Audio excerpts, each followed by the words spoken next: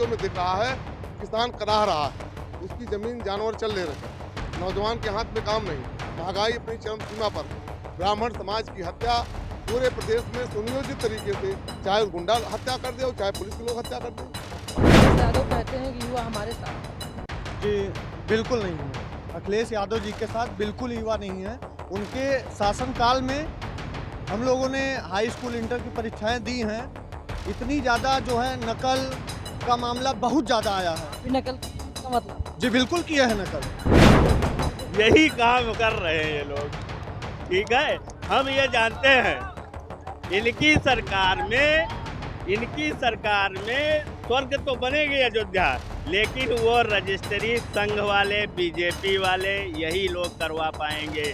और किसानों के अधिकारी किसानों की जमीनों को लूटने का काम किया 5 साल में सिर्फ। राजनीति केवल भाजपा के पास ही रही, मैं ये कह सकता हूँ। और जहाँ तक रही बात मंदिर की, मंदिर एजेंडा था जो लगभग 115 सालों से चल रहा था।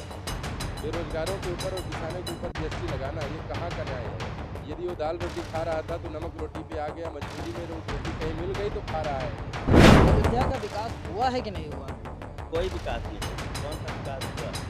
कहते हैं कि अयोध्या को हम स्वर्ग बना देंगे और ये सब चीज़ें जो है भारतीय जनता पार्टी के जो बड़े बड़े पदाधिकारी हैं वो कह रहे हैं। हाँ, ये लोग स्वर्ग बना के उसके बाद उसकी रजिस्ट्री करवा लेंगे। नमस्कार, मैं हूं आपके साथ में श्रवण चौहान। आप देखना शुरू कर चुके हैं न्यूज़ 9 नेटवर्क का खास शो यूपी का वोटर किसका सपोर्टर। इसी को लेके आज हम पहुंच चुके हैं अयोध्या जनपद में और आज हमारे साथ में एक ऐसे लोग हैं जिनके आधार पे या यूँ कहा जाए जिनके ऊपर राजनीति टिकी हुई है। आज हमारे साथ में अयोध्या जनपद के ही ब्राह्मण हैं और सबसे अहम बात यह है कि ये आज बीएसपी की रैली में शामिल होने के लिए आए हैं। और इधर दिखाइए कि कितने बड़े बड़े जो फूल के माले हैं वो आना शुरू हो गया है, यानी जो मुख्य अतिथि आएंगे उनको पहनाने का काम होगा। सबसे पहले यहाँ बाबा जी हैं, हम इनसे बातचीत करते हैं। बाबा जी कैसे हैं आप? हम बहुत अच्छे हैं।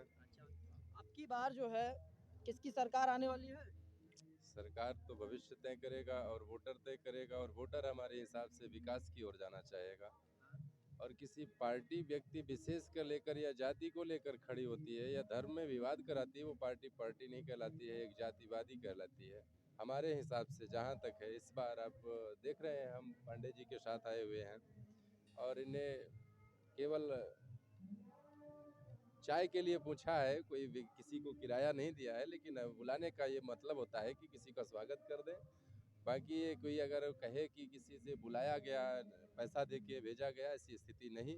बल्कि ये सारी भीड़ आप देख रहे हो जो, वो इनके सपोर्टर हैं और बेहद दुखी हुए हैं इन 10 सालों में सरकार से। तभी कोई पार्टी बदल रहा है।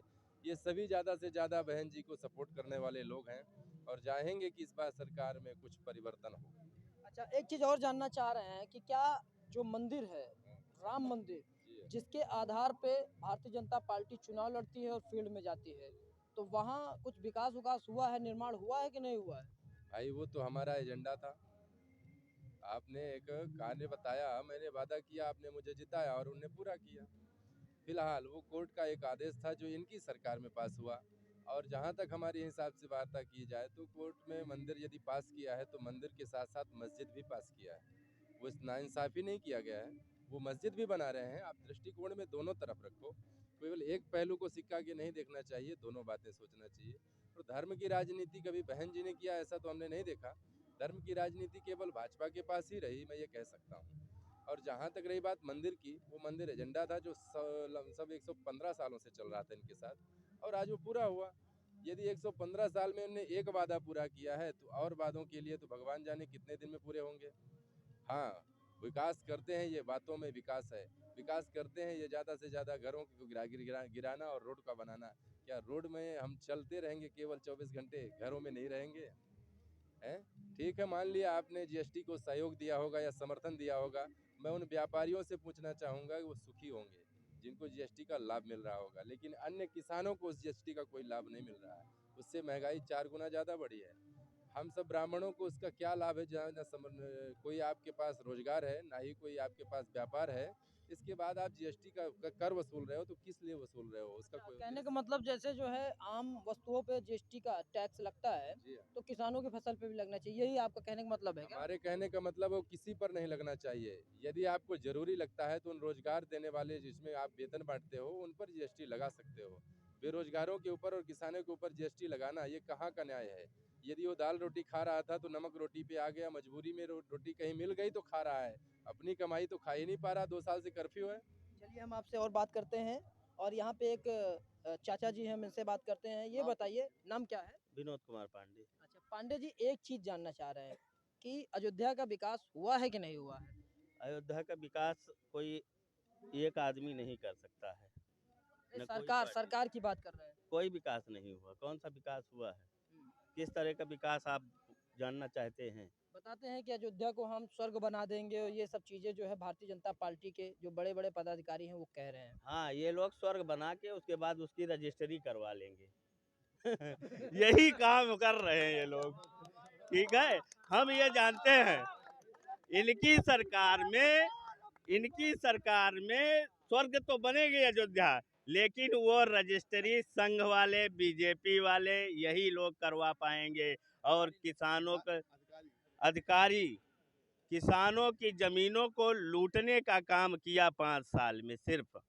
वो चाहे आप अपनी नज़र घुमा के देख लीजिए, आप तो मीडिया के लोग हैं, आप कई जिलों में घूमते रहते हैं, किसी भी जिले में जाइए, आज सड़क के किनारे जो लोग अपना घर बनवाए थे, मकान बनवाए थे, उनको उनके मकान पर ये सरकार ने बुलडोजर चलाने का काम किया।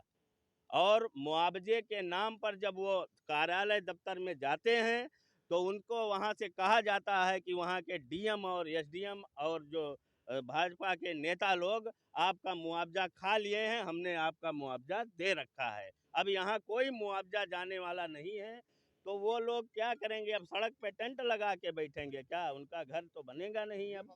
अच्छा अयोध्या की जो सड़कें हैं अंदर की, वो बताया जाता है कि जो है चौड़ी की जा रही है लोगों का घर तोड़ के। हाँ, गांव देहात के लोगों को रोड पर ला चुके हैं। गांव देहात के लोगों को रोड पे तो ला ही चुके हैं। अब थोड़ा बहुत जो व्यापारी वर्ग बचा है उनको भी रोड पर लाने का काम यही सरकार करेगी। कौन सरकार? यही बीजेपी सरकार। हाँ, अच्छा कितने नंबर देंगे 10 में से? एको नंबर नहीं एक तो देंगे, दे दीजिए। एक भी नहीं देंगे। ठीक है। ये देखिए यहाँ माइनस में जा रहे हैं, एक युवा बता रहे हैं। चाचा बहुत अनुभवी हैं और काफी एजेड भी हैं, बहुत सी इन्होंने बरसातें देखी होगी। क्या भारतीय जनता पार्टी ब्राह्मणों का सम्मान करती है? ब्राह्मण का सम्मान भारतीय जनता पार्टी में कभी नहीं मिला। बहन मायावती के कार्य क्षेत्र में मिला। सब ब्राह्मणों को हमको सम्मान।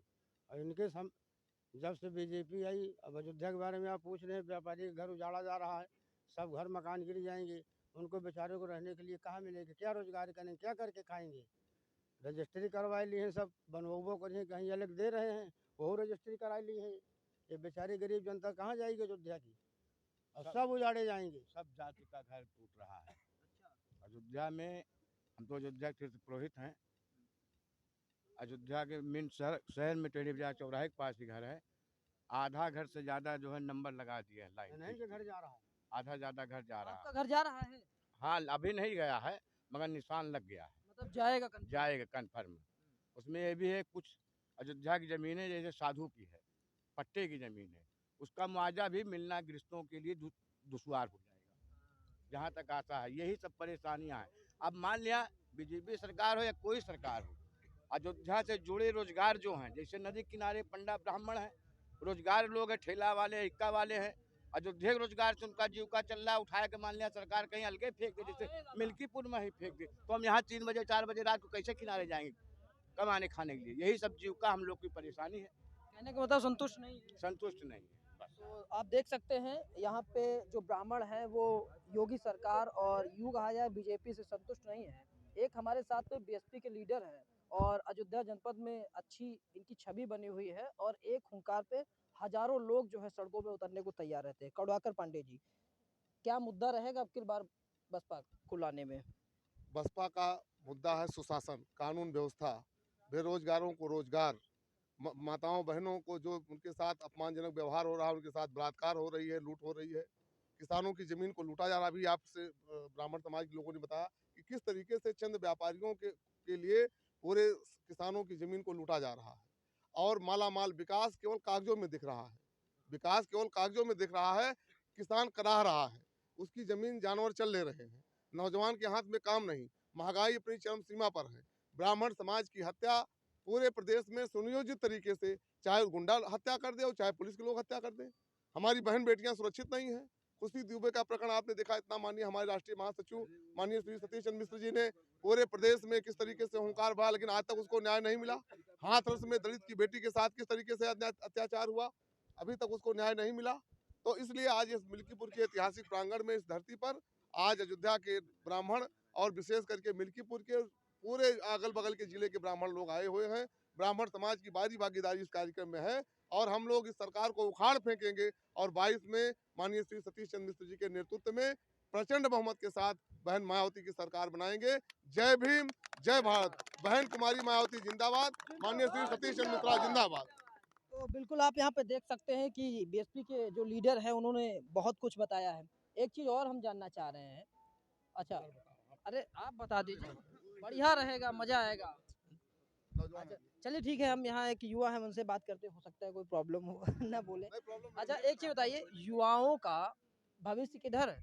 युवाओं का भविष्य जो है वो सिर्फ बसपा सरकार में है और कहीं नहीं है, क्योंकि विकास का जो मुद्दा था वो अभी बसपा सरकार जब भी अपने शासनकाल में 5-4 बार आई है, वो सिर्फ विकास के मुद्दे को लेकर है। सुशासन व्यवस्था जो है प्रशासन की, वो एकदम व्यवस्थित है। चाहे वो अयोध्या का मामला रहा हो, चाहे विभिन्न क्षेत्रों, आप देखे भी होंगे कई जगह जितना भ्रष्टाचार इस शासन प्रशासन में हो रहा है उतना कहीं कहीं भी नहीं हुआ। युवाओं की सोच यही है कि बसपा सरकार अब की फिर से सरकार में आए। अच्छा, अखिलेश यादव कहते हैं कि युवा हमारे साथ है। जी, बिल्कुल नहीं है। अखिलेश यादव जी के साथ बिल्कुल युवा नहीं है। उनके शासनकाल में हम लोगों ने हाई स्कूल इंटर की परीक्षाएं दी हैं।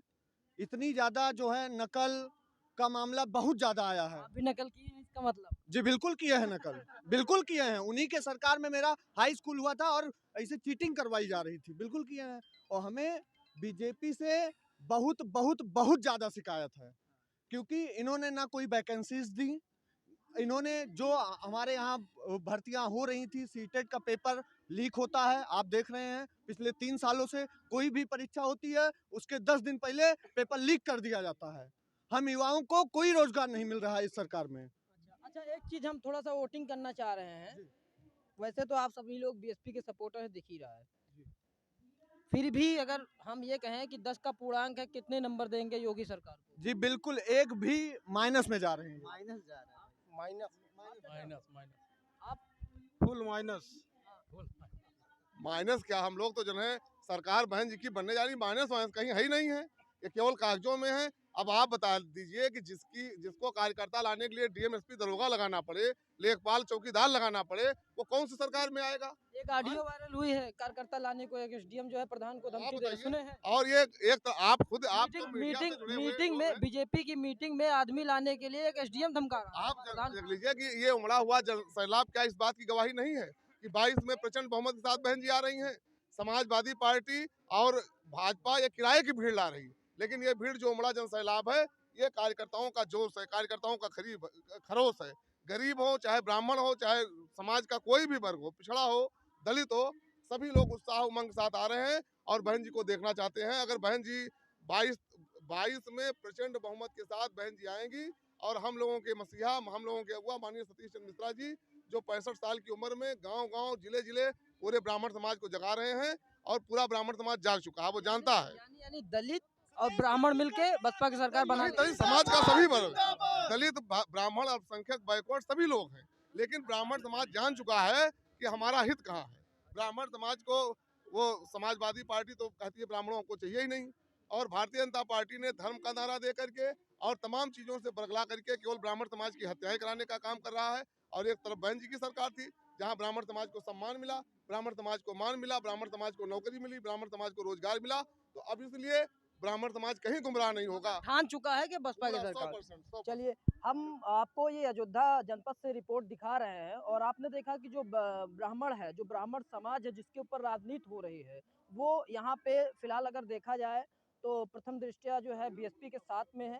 फिलहाल ऐसे में ये देखना बड़ी बात है कि जो बीएसपी की सरकार है वो सत्ता में आती है या नहीं आती है, और ये जो ब्राह्मण हैं ये कितना ज़्यादा जो है बसपा को लाने में सफल साबित होते हैं। श्रवण चौहान, अयोध्या।